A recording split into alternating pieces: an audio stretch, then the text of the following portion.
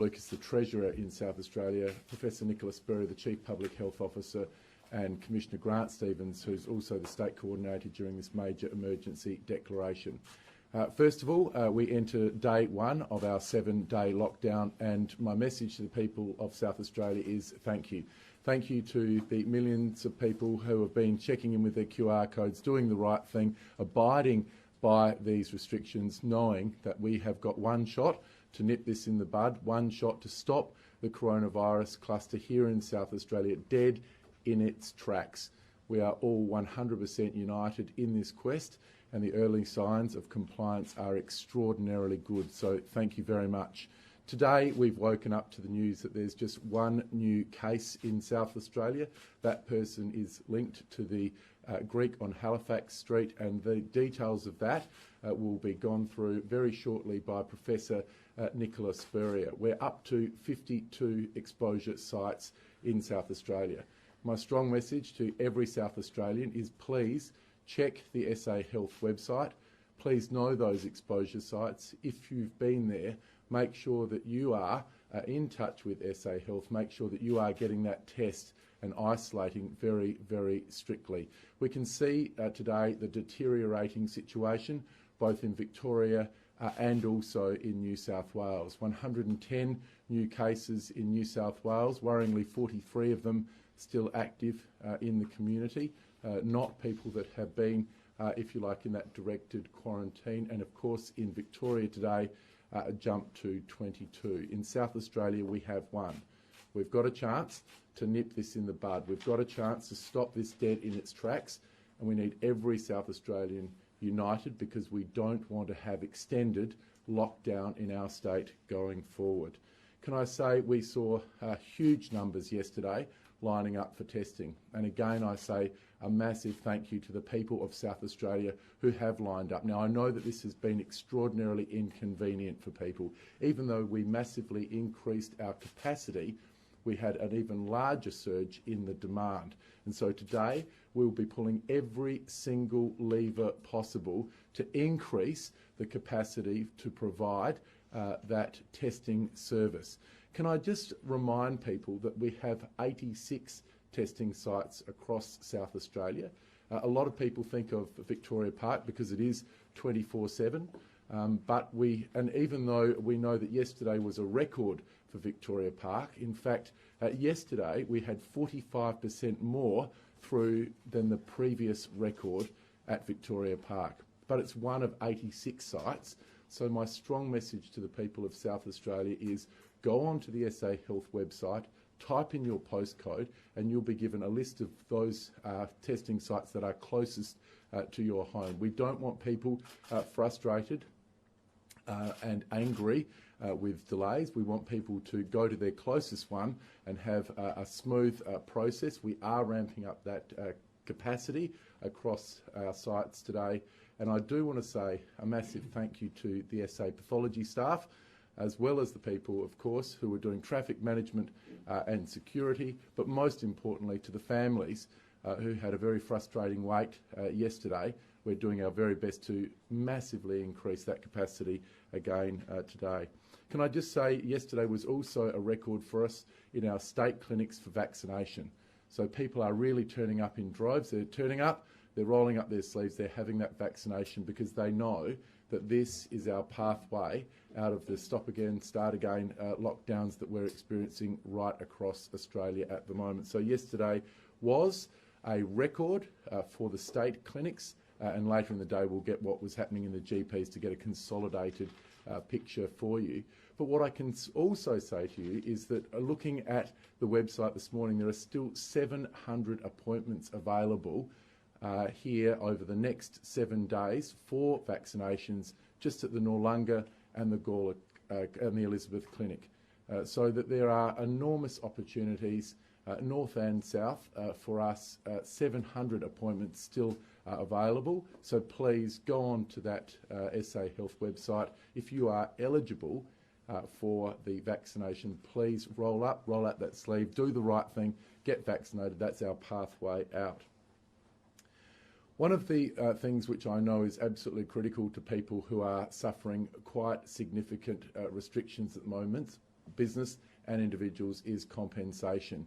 Now, we heard yesterday that there's been a declaration, a hotspot declaration by the federal government, and that will provide some income relief for people in those areas, Adelaide Metro, Gawler and the Adelaide Hills. What I can announce to you today is that we will be extending that income relief statewide, so country people will also enjoy the same benefits that the people in the hotspot declaration will be enjoying. And we do this because we know that this can move very quickly, and we do, from a health perspective, want to include Country SA in the lockdown. It's not fair for them if they don't have that income support, that disaster income support, so that will be extended statewide.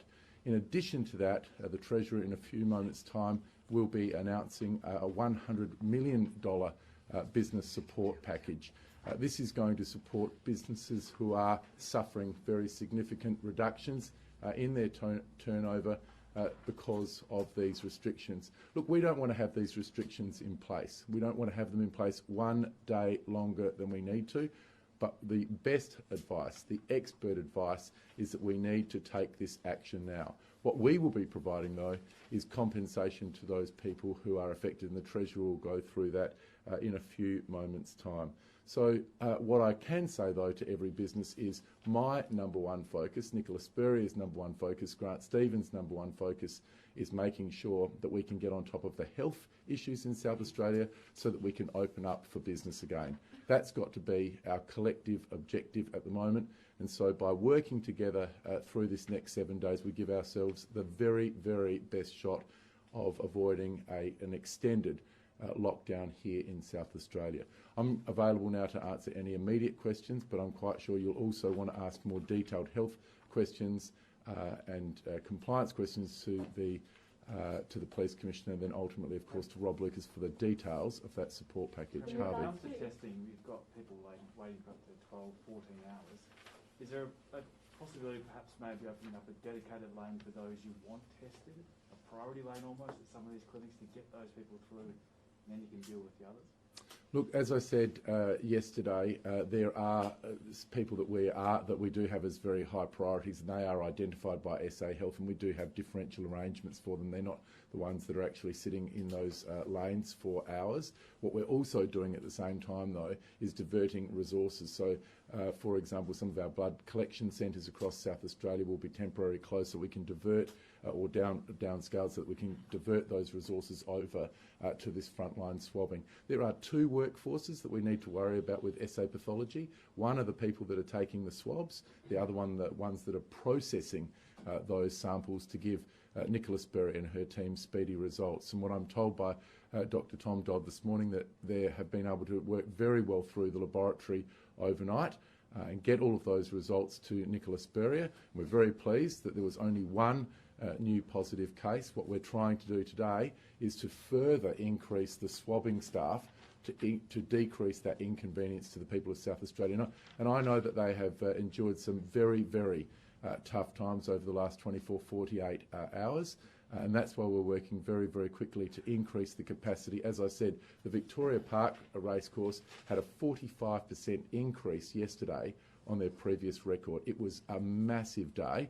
And again, I thank the people of South Australia for what they've been through, and I guarantee them that we'll be doing everything we can, pulling every single lever to increase that supply again today. What does it mean when you say pulling every single lever? Are you calling in people who have retired to help with swabbing? What exactly does that mean? Well, one of the things that we have done, of course, is to cancel some of the elective surgery in our hospitals, which frees up some staff to be redeployed. We are working with the Commonwealth Government to expand the capacity and the types of asymptomatic testing that they can do in the respiratory clinics. We've contacted the federal government with the possibility of diverting some ADF personnel to help us. So we're also looking at other work that SA Pathology have done in terms of their blood work, and seeing if we can temporarily reduce the staff there to divert them over to other staffs, as well as bringing every single opportunity to increase that in. We don't want anybody turning away in frustration. By working together on this one, we will get on top of it. And so I know that there have been delays. What I can say, though, and I really need everybody's help with this, spread the word that there are actually 86 sites for testing across South Australia, not one, 86 sites across South Australia. And if you go onto the SA Health website, you'll be able to type in your postcode. I had somebody contact me very early this morning saying that they lined up at Victoria Park. They got there very early in the morning. They saw that there was an extensive line, so they got into a queue at another site that opened at 8 o'clock. They were the third car. They were through at about 20 past 8 this morning. So, look, I just say there is more than one site, but what we are doing is looking at trying to open up more sites, extending hours, providing more service so that we can get as many people through as we possibly can. Just to clarify on the Defence Force, you've requested that, is that yes. right? And do you know when or if that's been responded to? No, look, we've always had a very cooperative relationship with the ADF, and what we're saying now is we're looking at every single opportunity. So overnight we did write to the federal government saying, look, if there was some additional staff, that we would be very grateful for that. And look, they have been fantastic. They were fantastic during the bushfires here in South Australia. They've been fantastic with the coronavirus. So we expect their cooperation. And if they can divert those resources, then I'm sure they will. In regards to those the hours of the testing sites, particularly the new one opened in Modbury, which yes. seems to be the hotspot area. It closes at 4:30 and opens at 9, I think. Have you considered extending that? Yes. So today we will look at all of those opportunities for further expanding those hours, but it is a matter of getting in balance with the laboratory team as well as the swabbing team. So we can't just have everybody taking swabs and then people waiting 24, 48, 72 hours for their results. And so it's about getting it into balance. And that's why I say have a look at the website, find out the one that's closest to you. It might be that it's a much shorter delay than going to Victoria Park. Andrea. In regards to the special arrangements for those who do receive a text message telling them they have to get tested, what are those special arrangements? If they rock up to a testing site, where should they go? Look, I don't have that specific detail, but I might pass that over to Nicola Sperry will be coming up in a moment, so she might answer that one. Are there any more questions? Yes, sorry. In regard to the assistance package, the regional areas, you're saying they will now be entitled. Would they be entitled to exactly the same amount of money as those who have been included in the federal government hotspots? Yes. So you'd know that if you're working between 8 hours and 19, there's a certain dollar amount, $3.75. If you're working over 8 hours and up to 20 hours or more, I think it is, then there's a different amount. The Treasurer will go through that in a moment. What we were really keen to do was to have a statewide approach to this, because we do want to put the entire state into lockdown. That's the health advice that we've received. We completely appreciate the federal government's position, and I was the one that signed up to it at the National Cabinet last Friday. When the federal government determined their hotspot, they will pay their income support.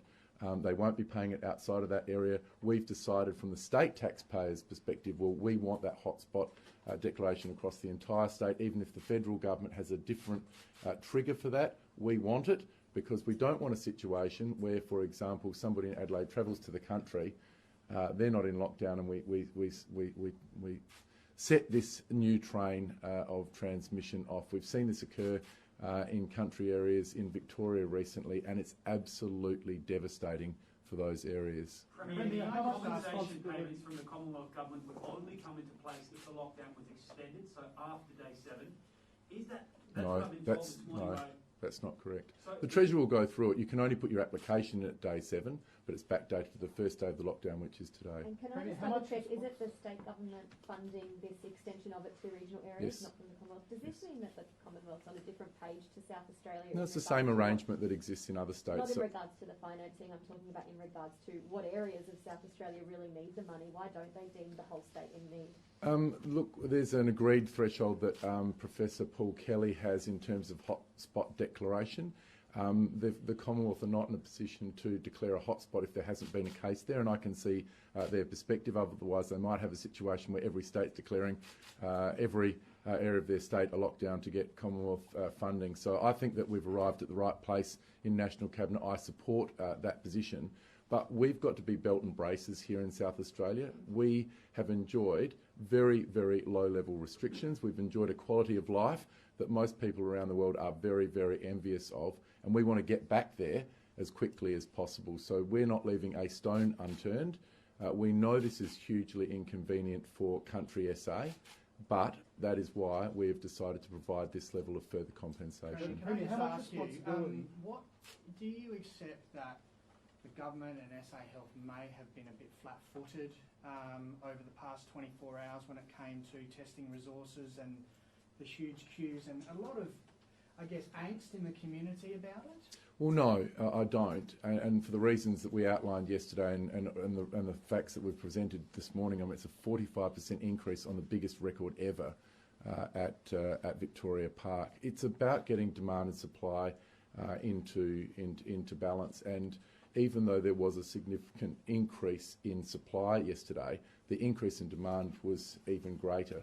So we've seen this in other states. We've seen it in South Australia before. Often there is a surge around the time of announcing a cluster, and it takes sometimes a day or 2 days to go through, and that's why I am very grateful to the people of South Australia who did line up overnight, who experienced that frustration. It is a massive sacrifice, but it is actually these individual sacrifices, the collective sacrifices of our state, that have kept our state safe and our economy strong. So I'm very, very grateful, and I say thank you. And I also say to those people that we will be doing every single thing we can to increase that supply of staff, to increase the capacity at our swabbing stations as quickly as we possibly can today. Premier, how much discussed with the responsibility federal government pausing childcare payments during this lockdown? Last time they were paused for parents. This time parents are telling us they're being slugged.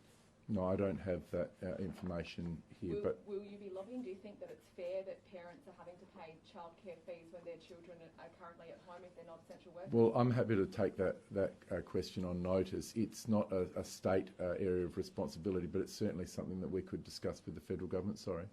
How much responsibility should the federal government take for this lockdown in South Australia, given your comments before about vaccination being the road out of this? Well, no. I mean, look, there's no plausible scenario where we would have not had a lockdown now, given the current scenarios. We're rolling out the vaccination as quickly as we possibly can, with the constraint that we have around the availability of the mRNA vaccines, both Pfizer and Moderna, which is the next one to come in. But there was never a scenario where we would have sufficient vaccination quantities through at this time of the year. We were always talking about much later in the year. Just on that, do we know if the 4 people in their 50s and 60s who've caught this virus have been vaccinated? I don't have that information, but maybe Professor Sperry has, Stacey. And when you say you're pulling every lever in regards to testing, does that also mean more toilets at Victoria Park? I understand. Cases overnight of people weeing on trees? Yes, I do understand that there has been an increase in the number of toilets that have been provided. We've also been able to contact the Adelaide City Council this morning to make sure that all of their toilets, which historically had closed at 6 o'clock, were going to be extended, and of course they are supporting that 100%.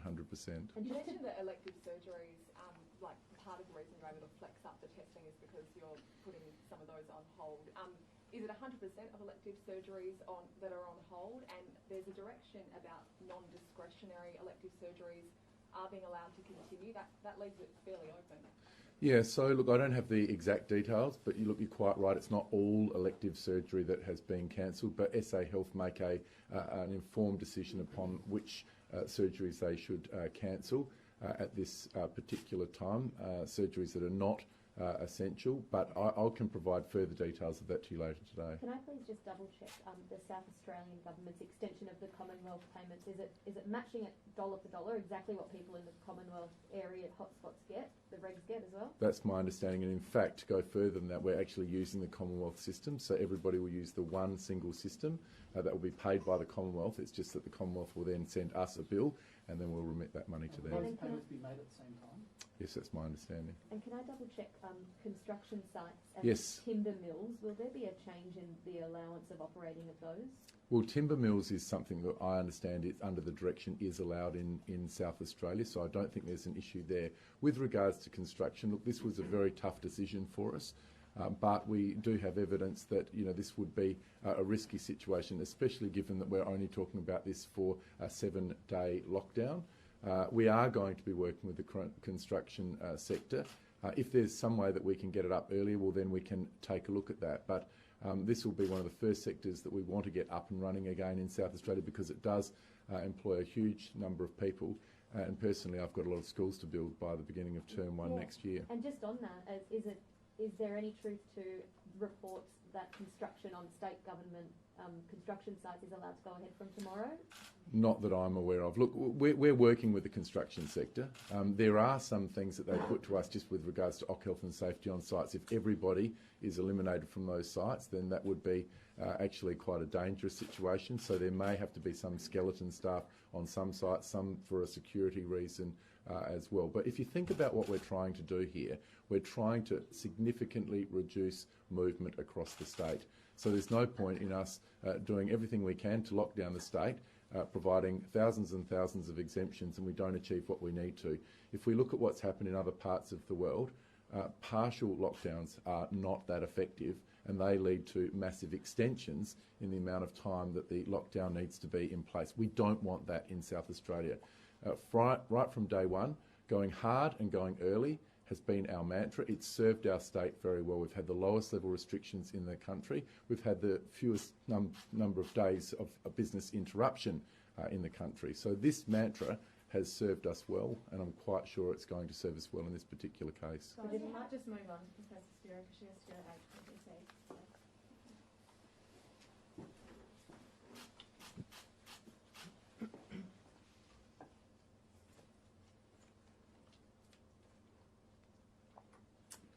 Right, thank you and good morning. And I just wanted to say, first up, a big thank you again to all of those people that waited in line to have their testing done. And I might just address some of those questions that have already been asked, and then I'll get on to the update. Just as part of that thank you, not only do we have assay pathology in our state, but we also have 2 private pathology labs. That's ClinPath and ACL. I've had a conversation with the CEO of ACL this morning. Their staff are under a lot of pressure as well. They're pulling in more staff. They've extended their operation and the length of time their clinics are open, and they're included on our website. So again, a big thank you to those staff. Now, in terms of some of the things that we've already covered, one of the things I did yesterday was speak to Rear Admiral Sharkey, who's the Chief Medical Officer for ADF. And previously in the Victorian second wave, ADF were able to provide personnel. In fact, it was like a swabbing team where there was administrative officers and people trained in swabbing. And so she was able to offer us the same support here in South Australia. My understanding is, and of course we need to make a formal application through that, to do that through our Emergency Management Australia processes, but my understanding is that there are ADF personnel within South Australia already that will help, start to help today. That's a small number, and what Sarah and I will be working together with our pathology services is looking at bringing in people from interstate. That'll take a little bit longer, and it will not be from New South Wales or Victoria because they already need the testing to be done in their own states, but we will be looking for some assistance from other states. And I did have an update from our chief nurse this morning. She has been working very hard overnight ringing agency staff, so there are a range of other nursing staff coming in to assist not only with swabbing but also with vaccination. And then just to reiterate, the Commonwealth GP respiratory clinics that are listed on our website switched over this morning to allow asymptomatic testing. So that again is an increase in the capacity because previously, or really at most times, they will only do symptomatic testing. So happy to take any further questions about testing as we go through, but I would just like to get over to updating people about the case, and I do have a little bit more important information to provide about some of our exposure sites for people out there in the community. In terms of our cases, we've got 6, and what we're going to be doing is reporting from 12 to 12, so 12 a.m. yesterday to 12 p.m. Midnight, and that's consistent with the national approach. Otherwise, if we start adding in numbers at different times of the day, it can become very confusing. But what I do want to point out on that is that there will be, if we do get cases during today, there will be new exposure sites that will get listed on our website. And we have to do that in real time. We can't be reporting that and waiting in 24 hours because we won't get in front of the curve. So there will be those new exposure sites that come up, and there will be people that will be SMS'd during the day and contacted during the day if we get further cases. So in terms of our new case, it's a woman in her 20s, and she is a staff member at the Greek on Halifax and was working on that Saturday night. And the timing of the exposure time was 6 p.m. to 10 p.m. So that gives us that number of 6 now for that Modbury cluster. We've got a very, very good contact tracing interview with this young woman. She actually heard on the news, I think it was a couple of nights ago, that we were concerned about the Greek on Halifax, and she immediately organised to get herself tested, and that's why we got that test result back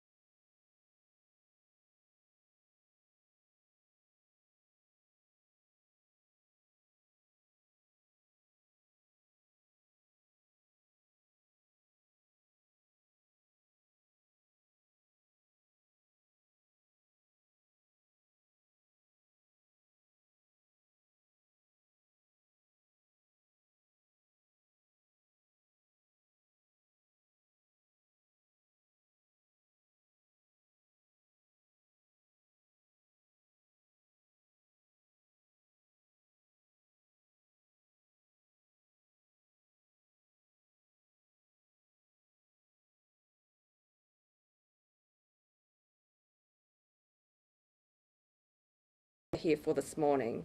Now, in terms of public surveying results, we have SMS'd, we've had 5,824 people who have responded to our survey. And out of those, we look at exposure risk in terms of different sites. And we'd call high to medium, we've got 3,885 people who have responded to a survey saying that they're at a high to medium risk site. And again, 1,939 people a medium to low risk site. And when we are prioritising people for testing, we will try and get those people at the higher risk, obviously, to prioritise their testing.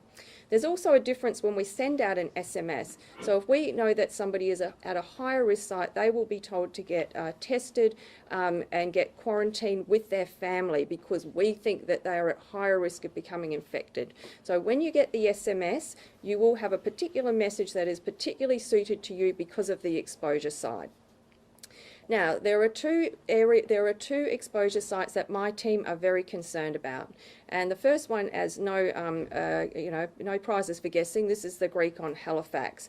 I think I'm very grateful to the media having put out this message. We are hoping to get 100% of these people because it's very, very important that we have all of those people knowing the site location and that there's been a transmission there. I was also alerted to the fact just before I came to this press conference that we have a second site that we consider a high-risk critical site, and that is the Tenerife Creek Winery at Yatalunga. Now, I guess the similarity between those two are it's hospitality. But all I can say at the moment is those are two high-risk sites.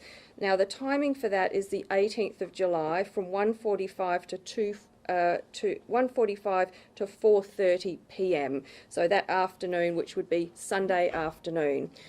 So that's very important that we get that messaging out. Now, the team will be contacting people, and I'm sure that we would have already had people already contacted from that site. But if you happen to be listening to this press conference or you following the media today, if you haven't been contacted and you were at that winery on Sunday afternoon, it's important that you immediately put yourself and your family members into quarantine and get tested. And you can get yourself tested plus your family as well. So that's where we've got.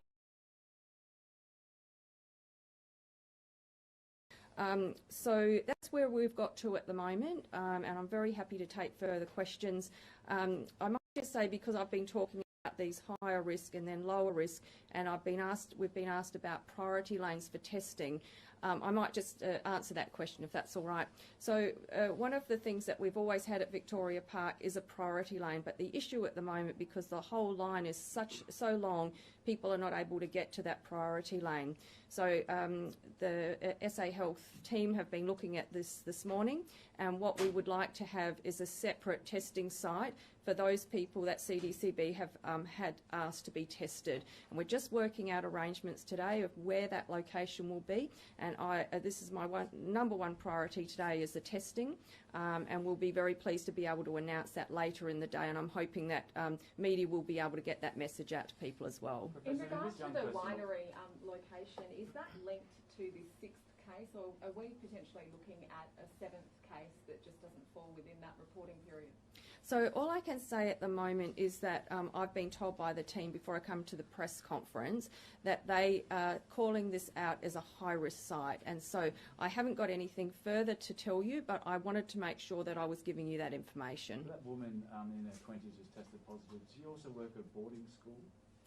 Yes, so the other thing that I can follow through on that, and I didn't give you her whole details, obviously, but she also works in the education sector, and people may have noticed, or if you have been at Westminster, you may have received an SMS that site is also up on as an exposure site. So this new case indeed does work at Westminster and was at Westminster for a teacher training on Monday. Now, it was a student-free day, but there were a significant number of teachers involved with that training, and so all of those people have been contacted, the principal's been informed, and such like. There will also be other people who may have been on the school for different reasons who will have QR'd in, and so anybody that has been at that school will have received an SMS if they were there on that particular day. Now, the other thing I was told about regarding this young woman is that she provides counselling to some of the boarders at the boarding house, and I don't have any details now because the team was still getting that information late last night about any potential exposures there. But my understanding was that they were contacting all of the boarders who had left Westminster to go back to their homes because they will also require quarantining and testing. So I don't have any further details, but that does link in the Westminster side. Have you given any consideration to publishing the waiting times for testing sites like Victoria does, so people can know where their best option might be? Yes, this is something we did last year, and it was very useful, and I agree with you, Stacey. I think that is something that we will be working on today. If you're received an SMS and you're at the back of the queue right now, should you stay in that queue? We've spoken to somebody who was turned away from the ClinPath facility at Firle and is now at the back of the queue, not sure if she'll be able to get tested today. Should she stay in the queue or wait for this new facility? My suggestion is that she gets on her phone and has a look to see if there are any other testing locations, and you know, I think we do want to have somebody tested as quickly as possible. I can't give you a time frame as to when we will have this dedicated facility, but it's certainly something that we're working on today. We're hoping that if we have more testing staff come on board with us this morning, that the line will improve at the Victoria Park facility. Professor, could I just ask you, have you got genomic testing back yet on the what you think or believe is the source of this outbreak and his daughter? Yes, so we do have the genomics now, and what it shows is it is the Delta strain and it's the New South Wales outbreak.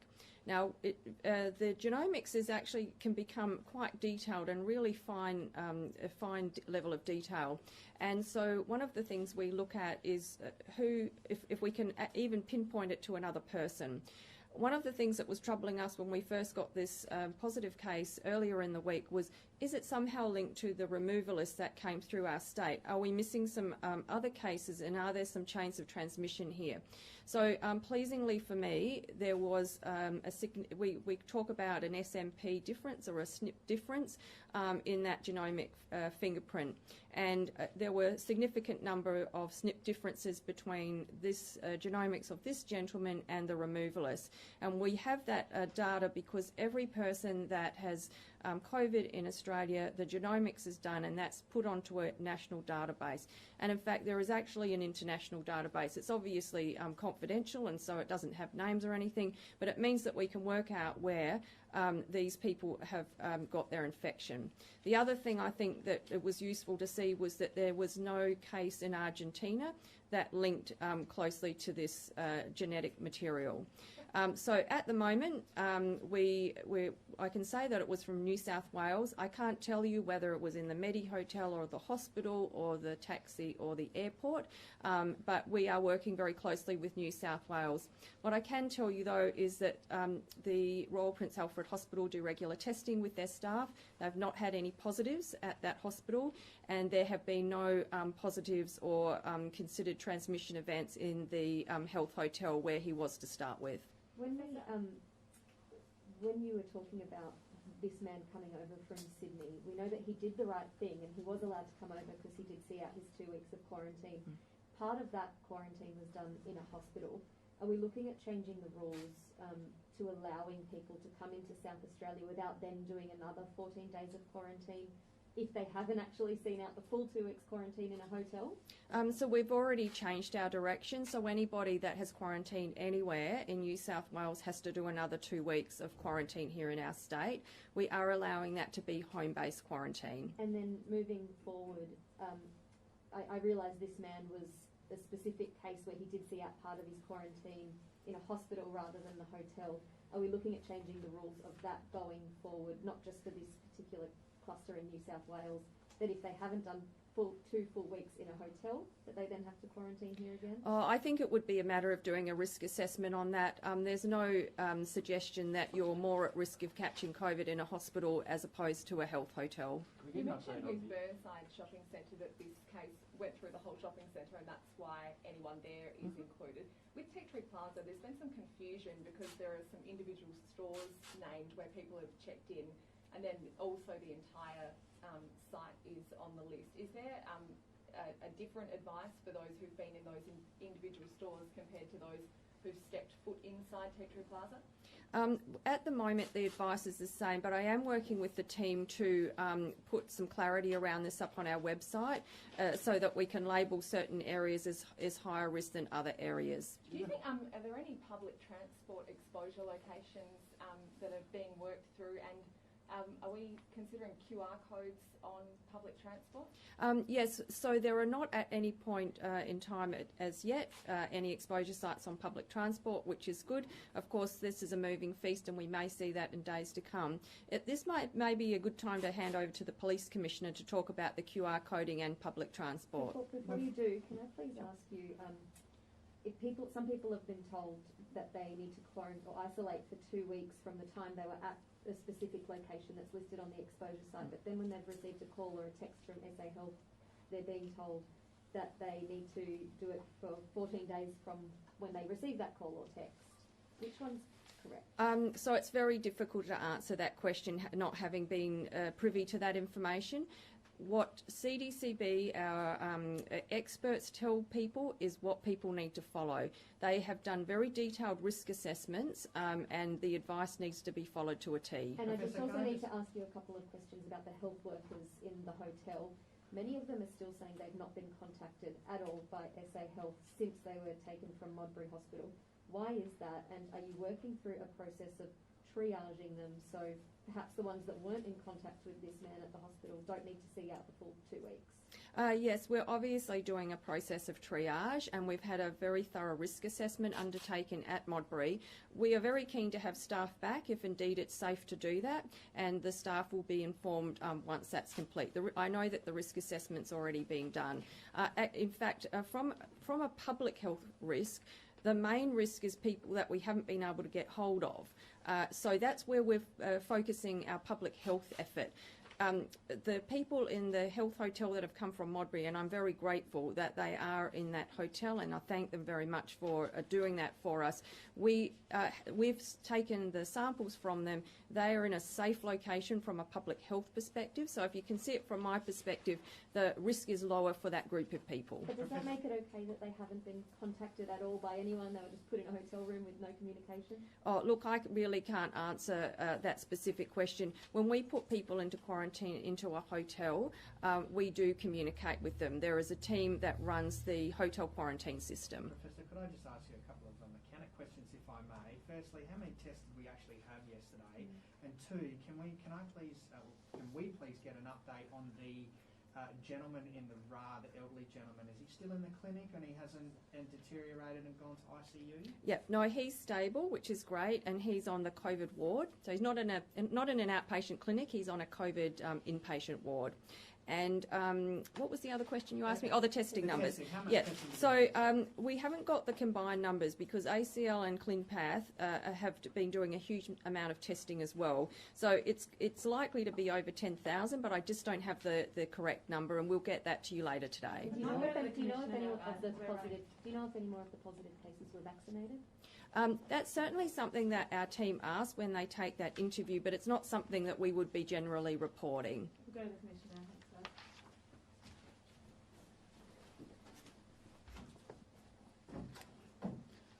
So the question was on QR codes. Yes. You want to refresh my memory? On public transport? Oh, public transport, yes. We are changing the direction, which means QR codes will be included in rideshare, taxis and public transport. That's happening right as we speak. What's changed that? For so long that's actually been something that you've been quite reticent to do.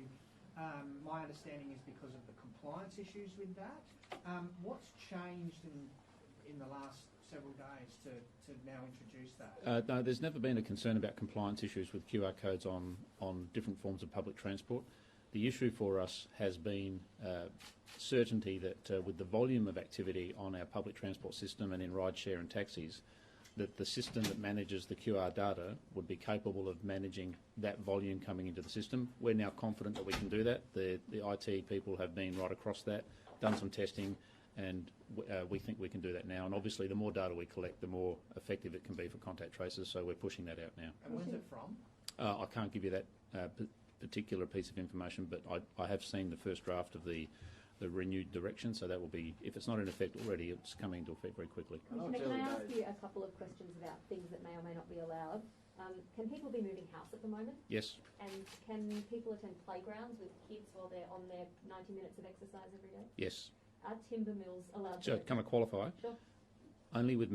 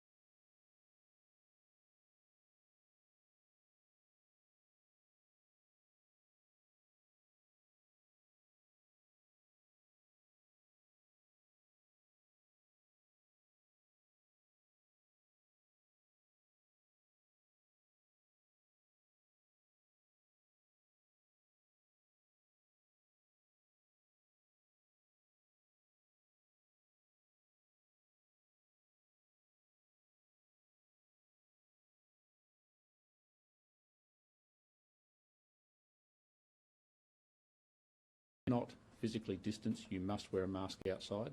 If you are inside in a public place, you must wear a mask. It is non-negotiable. Sorry, yesterday you said people don't have to wear masks when they're exercising. You don't have to wear masks when you're exercising, but walking doesn't necessarily constitute exercise. So if you're outside exercising but not physically exerting yourself, you don't have to wear a mask if you can physically isolate from other people. So if you're walking with someone who lives in your house and it's a stroll, not a jog, do the two of you have to wear masks? Well, you don't have to, because you don't have to wear it inside your house. This is where we rely on people using some common sense. And Sorry, no, you don't. can I please ask on a different topic? The Morpeth Vale hit run this morning. Just a question on, do you know if the occupants in the victim's car knew or know the wanted driver, and therefore whether police know who they're looking for in this one? I don't have any particular information regarding the current investigation into the hit run at Morpeth Vale. Obviously, it is a significant investigation. Major Crasher dealing with the investigation at this point in time, but I don't have an update. What about masks in the workplace? It's not a public place, but if you're working in an office and you have to be at work, do you have to wear a mask? It's specifically stated in the direction that if you're working in an office environment that is not public facing, doesn't have interaction with clients or patrons of that particular business, you do not have to wear a mask. And can I ask as well, for whole families that are needing to quarantine at home but get regular tests, so can they go and fill up the car with petrol if they're sitting in testing lines? I think that'd be wise. Yeah. Some are worried about going to a petrol station if they've been told they do need to quarantine for 2 weeks. You're allowed to do those sorts of things that make it possible for you to comply with the instructions that are given to you by SA Health. Commissioner, sorry, you were about to say something. I was just going to say that it's worth noting as well, we're putting out information to the public that we are closing some of our smaller police stations as of midday today. This is in order to free up additional police resources so we can push those to other COVID-related activities such as compliance checking. So all of our 24-hour, 7-day-a-week police stations will remain open at Elizabeth, Grenfell Street in the city, Hindley Street, Christie's Beach and Port Adelaide. And the Holden Hill Police Station and Sturt Police Station will be operating from 9 a.m. until 9 p.m. each day. The rest of our smaller police stations will be closed for the duration of this particular lockdown, and we'll be reassessing at the end of that period. Commissioner, can I just ask you, are police involved in the traffic management of COVID clinics, or is that being left to health? SA Health are required to bring on traffic management companies to accommodate the congestion that occurs around the testing clinics. We do provide some short-term support for surge activity to make sure that there's no road safety issues arising from the number of people arriving at these clinics, but it's fundamentally an SA Health responsibility. Sorry, Can I I'm ask going to Minister push Wade? because we're really running out of time. So just Okay, one more, yeah, Commissioner.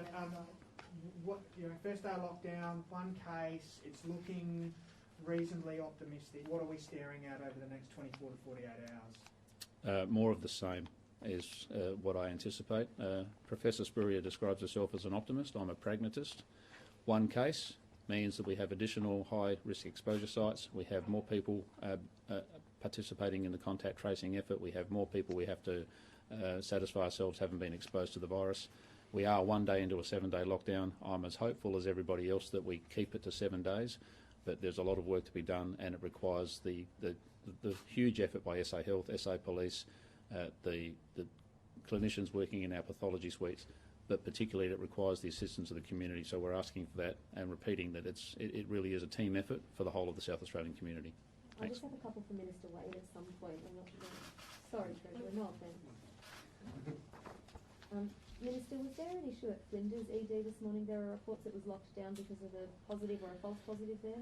Yeah, my understanding is that there was an early test that suggested there might have been a positive case, but further testing indicated that it wasn't, and the ED has returned to normal operations. And have some SA pathology clinics been closed, much like the police stations, to try and ramp up resources at testing sites? Certainly, in relation to blood collection centres, my understanding is there's been a scaling back on some of the smaller blood collection centres so that those staff can be redeployed. Of course, during a lockdown, we'd expect the demand for blood collection to drop in any event. Has there been any issues at the Women's and Children's Vaccination Clinic, Minister? Haven't been advised of any. Are you looking at expanding the vaccination criteria to teachers of all ages? The Education Union has been calling for this. We continue to act on the basis of clinical advice, and that advice is led by ATAGI, the Australian Technical Advisory Group on Immunisation. They haven't recommended that. And what mental health is being immediately provided or is available to people that might be suffering in this lockdown, and where can they go to get this help, Minister? Well, this government has had a constant focus on mental health since the earliest days of this pandemic. In the most recent budget, we invested another $7.2 million in COVID mental health support.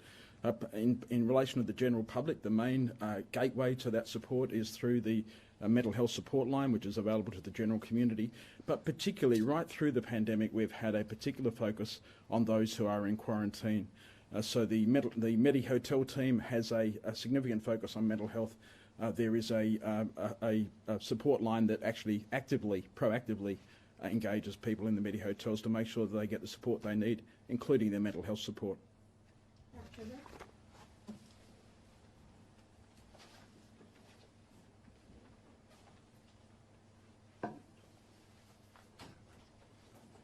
I think the Commissioner said you've had the optimist and the pragmatist. I think he said now you've got a miserable old treasurer. Look, I'm mindful of the fact that you've had my press release there, or the government's press release, for an hour, so I don't propose to go through all the detail of it. The only point I will make is, and I'm happy to respond to questions, the only point I will make is that this is the government's decision in relation to a lockout of duration of 7 days. We obviously hope that's the end of the lockdown for 7 days, but however, should it be continued, as has occurred in New South Wales and in Victoria, the government will make further announcements in relation to levels of ongoing assistance after that. And secondly, as we did last year, particularly if the lockdown was to go for any longer period, where there are particular industry sectors that might have particular submissions, we considered them separately last year, and we will continue to do so this year as well. But look, as I said, I'm happy to respond to questions. When it comes to small businesses listening now, if they've applied for the Commonwealth, what's available, can they still apply for the state government, what you just announced today? Well, the Commonwealth Government's not providing any assistance to small businesses. They're providing assistance to individuals. So, as the Premier outlined to you, there's assistance being provided to individuals in the metropolitan area. Broadly, we're going to provide the assistance to regional South Australia individuals. In relation to business assistance, that's the state government's responsibility. What the state government will, Commonwealth government will do is, if a lockdown, as occurs in New South Wales, extends beyond 2 weeks, the Commonwealth government will make offers of sharing some of the costs of business assistance in those circumstances. What I'm saying is that if an employee is getting assistance from the Commonwealth, can a business still get assistance from the state government? Oh, I see. Yes, yeah, they're two separate grant programs, so we would treat them separately. Obviously, the business and the owners of the business are one particular entity, and they are eligible or not eligible for the small business grants that we're offering. But if you're an employee or an individual within that particular business, you're entitled to be considered for the COVID-19 disaster payment, either paid by the Commonwealth or paid by the state government. The $3,000 grant for businesses is for those with a payroll of less than $10 million. For businesses larger than that, nothing? Not for this first round of grants. Last year, the 2 rounds of grants we only provided assistance for small businesses up to $4 million in payroll. We've extended it this time. The other thing that we've done this time, which means we're going to have a significantly larger number of potentially eligible businesses, is that we have broadened the definition of sole traders that might be eligible. Companies or businesses that don't employ people was restricted last time. I think the total number of grants for our first round of program was around about 20,000. Our best guess estimate at this stage is that there might be potentially up to 50,000 businesses. So we've massively broadened the range of businesses that might be entitled to this particular grant.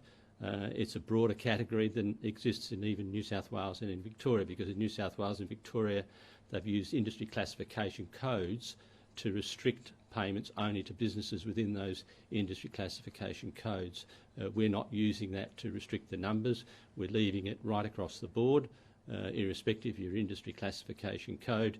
If you're COVID impacted, then you're entitled to be considered to be eligible for the grant. Last time you were hesitant, you said you were hesitant to do that because you didn't want anyone who's got an ABN who plans to be running a business out of their study at home to be applying for it? What's changed and why can they now apply?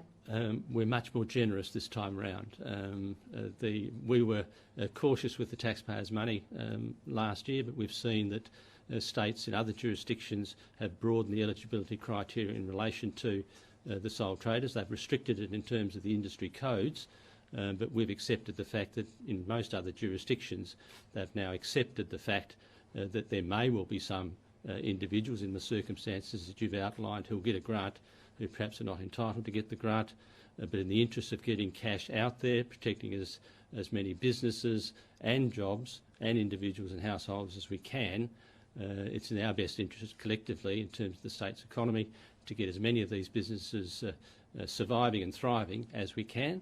If the lockdown only lasts the 7-day period as we wish, then they'll be able to move on quickly, and knowing that they've been reasonably compensated for any losses in the 7-day period. And Treasurer, I know you sort of plan for these sort of things when it comes to the budget. Is that where this money is coming from, the 100 million? Yes, look, we sensibly planned in this particular budget.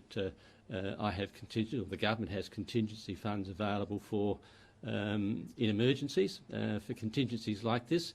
What it does mean is that a very large amount of the money in our contingency budget will be expended on managing the costs, both health and also business costs of this, which means you have less capacity for other emergencies through the year, but we sensibly planned in our budget contingency funding, which would mean that we're able to meet the costs of the support packages and the increased costs that health will confront, obviously, in terms of both testing and vaccination. The Federal Finance Minister's office has said this morning that the Commonwealth payments only come into place if the lockdown is extended past day 7.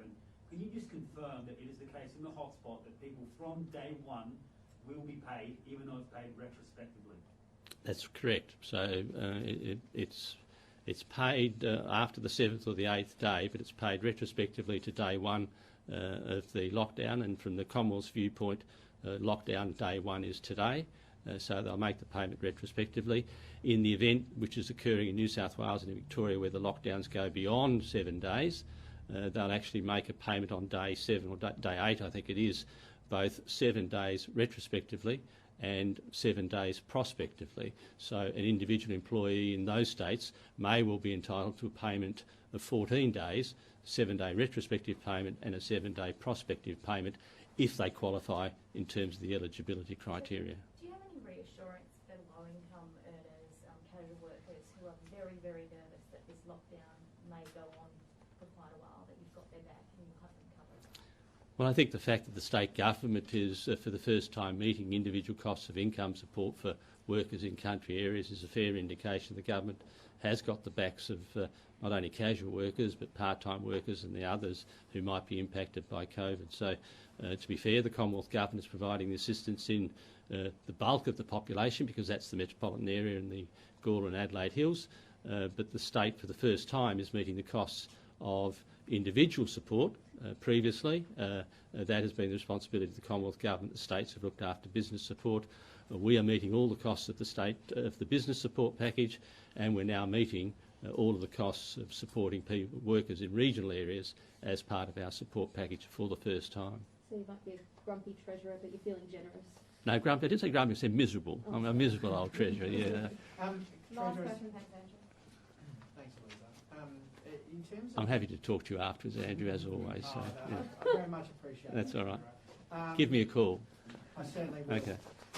In terms of the contingency fund, do you know roughly how much is that without looking at I can look at it in the budget papers, I guess. Do you know off the top of your head what is the contingency fund? And if you do get to a position sometime during the year that you do reach that threshold, will you look to expand it or put more money into the contingency fund? Well, look, if the contingency funds which are made available in the budget are expended, the option for the government, which we would do in relation to managing COVID-19 pandemic, is you have an increased deficit for 2020, this particular financial year. But at the moment we have sufficient contingency funds available to meet the particular costs that we anticipate here. But in the end result of that is if you don't have contingency funds available and you still have to manage COVID-19 or whatever else it is that presents yourselves, the option that's available to the government is obviously you would have an increased deficit. As a miserable old treasurer, I'm not looking forward to that particular prospect, or indeed planning for that prospect. All right, thank you very much. Thank you very much.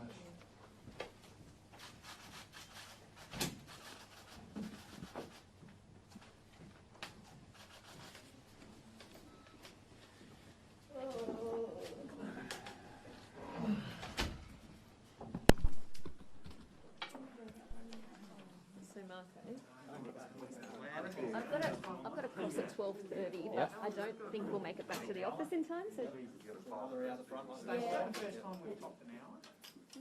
I reckon in the Parafield we were getting up there.